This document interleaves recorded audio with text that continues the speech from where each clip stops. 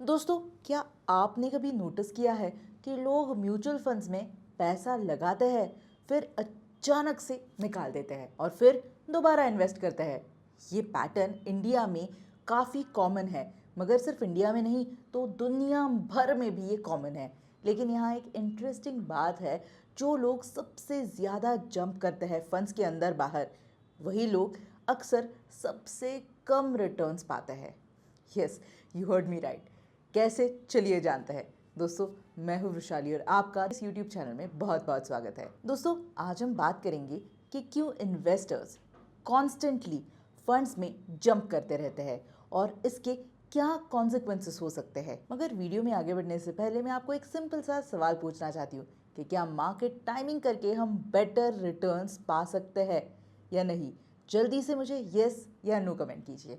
और हाँ, अगर इस वीडियो में मैं किसी स्टॉक, म्यूचुअल फंड या ईटीएफ का नाम ले रही हूँ तो ये सिर्फ एक एग्जाम्पल के लिए है, आपको कंसेप्ट समझाने के लिए।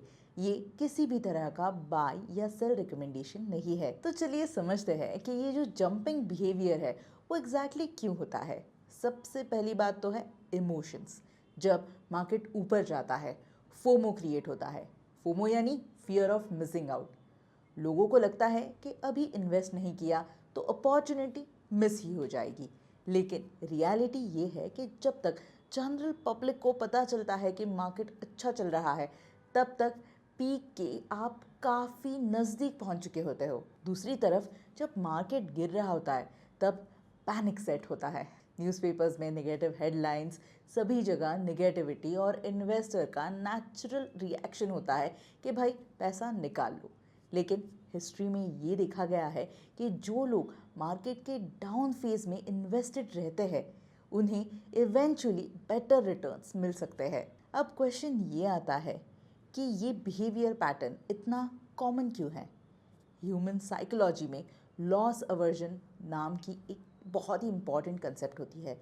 मतलब लॉस का पेन गेन के हैप्पीनेस से ज़्यादा फील होता है। इसीलिए जब पोर्टफोलियो रेड में दिखता है तो इमीडिएट रिएक्शन होता है कि एग्जिट कर जाना चाहिए। और अक्सर ये देखा गया है कि इन्वेस्टर्स कॉन्स्टेंटली कंपेयर करते रहते हैं अपने रिटर्न्स को दूसरे ऑप्शन से। आज इक्विटी परफॉर्म कर रहा है तो डेट से इक्विटी में शिफ्ट कर देते हैं, कल डेट स्टेबल लगा तो वापस शिफ्ट कर देते हैं डेट में। एक और बहुत ही मेजर फैक्टर है रीसेंसी बायस। जो रीसेंट में हुआ है वही फ्यूचर में भी होने का एक्सपेक्टेशन रखते हैं लोग। अगर लास्ट फ्यू मंथ्स में स्मॉल कैप फंड्स ने बेटर परफॉर्म किया है तो लार्ज कैप से स्मॉल कैप में जंप कर जाते हैं। लेकिन ये ट्रेंड हमेशा कंटिन्यूड नहीं रह सकता। टाइमिंग द मार्केट का इल्यूजन भी एक बहुत ही बड़ा फैक्टर है। लोगों को लगता है कि they can predict the market movement charts देख के, न्यूज़ सुनकर, एक्सपर्ट के ओपिनियंस को फॉलो करके परफेक्ट एंट्री और एग्जिट पॉइंट्स ये फाइंड कर सकते हैं। लेकिन रियलिटी में प्रोफेशनल फंड मैनेजर्स भी कंसिस्टेंटली मार्केट टाइम नहीं कर पाते हैं। कमीशन ड्रिवन एडवाइस भी एक रीज़न हो सकता है। कुछ डिस्ट्रीब्यूटर्स फ्रीक्वेंटली स्विचिंग रेकमेंड करते हैं क्योंकि हर ट्रांजैक्शन में उन्हें कुछ ना कुछ कमीशन मिलता रहता है। इन्वेस्टर को लगता है कि एक्सपर्ट एडवाइस को फॉलो कर रहे हैं, बट एक्चुअली चर्निंग हो रहा है आपके पोर्टफोलियो में। वैसे कभी कभी इंफॉर्मेशन ओवरलोड भी कंट्रीब्यूट करता है। आज के इस डिजिटल एज में हर इंफॉर्मेशन बहुत ही इजीली अवेलेबल है। New fund launches, performance comparison, rating changes, ये सब कॉन्स्टेंटली बम्बार्ड करता रहता है इन्वेस्टर्स को। रिजल्ट में डिसीजन पैरालिसिस हो जाता है या फ्रीक्वेंट चेंजेस आप करते रहते हो। But here's the catch, frequent switching के मल्टीपल डाउनसाइड्स होते हैं। एग्जिट लोड्स लग सकते हैं when you withdraw early, tax implications हो सकते हैं शॉर्ट टर्म गेन्स पर। मोस्ट इंपॉर्टेंट, कंपाउंड ग्रोथ का बेनिफिट मिस हो जाता है। लॉन्ग टर्म वेल्थ क्रिएशन में टाइमिंग द मार्केट से ज़्यादा इंपॉर्टेंट है।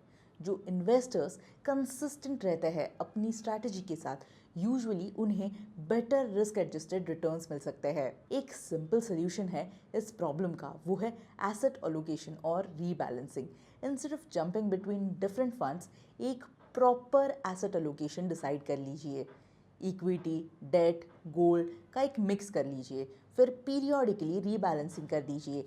ये इमोशनल डिसीजंस को रिड्यूस कर सकता है। एसआईपी राउट से इन्वेस्टिंग भी हेल्पफुल हो सकती है। रेगुलर इंटरवल्स में फिक्स्ड अमाउंट इन्वेस्ट करने से रूपी कॉस्ट एवरेजिंग का बेनिफिट मिल सकता है। मार्केट हाई हो या फिर लो, कंसिस्टेंट इन्वेस्टिंग कंटिन्यूड रहनी चाहिए। वैसे दोस्तों, क्या आपको पता है कि आप म्यूचुअल फंड्स भी प्लेज कर सकते हो, वो भी बड़े ही आसानी से धन के ऐप पर। कैसे, चलिए जानते हैं। तो सबसे पहले तो दोस्तों आपको होम पेज पर जाना है और यहाँ पर मनी का जो ऑप्शन है यहाँ पर क्लिक करना है। फिर मार्जिन समरी में जाना है और यहाँ पर discover scripts with higher margin, इसे एक्सप्लोर पर क्लिक करना है और आपको यहाँ पर ऑप्शंस मिल जाएंगे। यहाँ पर एमएफ यानी कि म्यूचुअल फ़ंड को आपको सिलेक्ट करना है और फिर सिंपली आपको कोई भी म्यूचुअल फ़ंड यहाँ पर सिलेक्ट करना है। तो यहाँ पर आप अमाउंट जो है आपकी वो भी इंक्रीज़ कर सकते हो, डिक्रीज़ कर सकते हो। किसी भी तरह का आप यहाँ पर जो म्यूचुअल फंड ऑप्शंस है वो आप चूज़ कर सकते हो और क्लिक कर सकते हो, सिलेक्ट कर सकते हो। और यहाँ पर आप देखिए इन्वेस्टमेंट वैल्यू अगर 1000 है तो जो एक्सपेक्टेड मार्जिन मुझे मिल सकता है वो 900 है। और सिर्फ मुझे यहाँ पर अमाउंट डिसाइड करके इन्वेस्ट नाउ पर क्लिक करना है और बस मेरा जो पैसा है वो इन्वेस्ट हो जाएगा और मुझे जो मार्जिन है एक्सपेक्टेड वो 90% तक मिल सकता है। अब दोस्तों आते हैं उस क्वेश्चन के आंसर पर जो मैंने वीडियो की शुरुआत में आपसे पूछा था कि क्या मार्केट टाइमिंग करके हम बेटर रिटर्न्स पा सकते हैं या नहीं। जनरली नहीं। मार्केट टाइमिंग कंसिस्टेंटली करना एक्सट्रीमली डिफ़िकल्ट है और रिसर्च सजेस्ट करता है कि time in the market usually timing the market को बीट कर देता है। तो की टेक अवेज ये है कि पेशेंस और डिसिप्लिन इन्वेस्टमेंट सक्सेस के मोस्ट इंपॉर्टेंट फैक्टर्स हो सकते हैं। Frequent jumping instead of long term commitment wealth creation में थोड़ा सा हिंडरेंस बना सकता है। और दोस्तों, अगर ये वीडियो आपको हेल्पफुल लगा है तो धन के यूट्यूब चैनल को सब्सक्राइब ज़रूर कीजिए और वीडियो को लाइक कीजिए। Investments in the securities market are subject to market risk. Read all the related documents carefully before investing.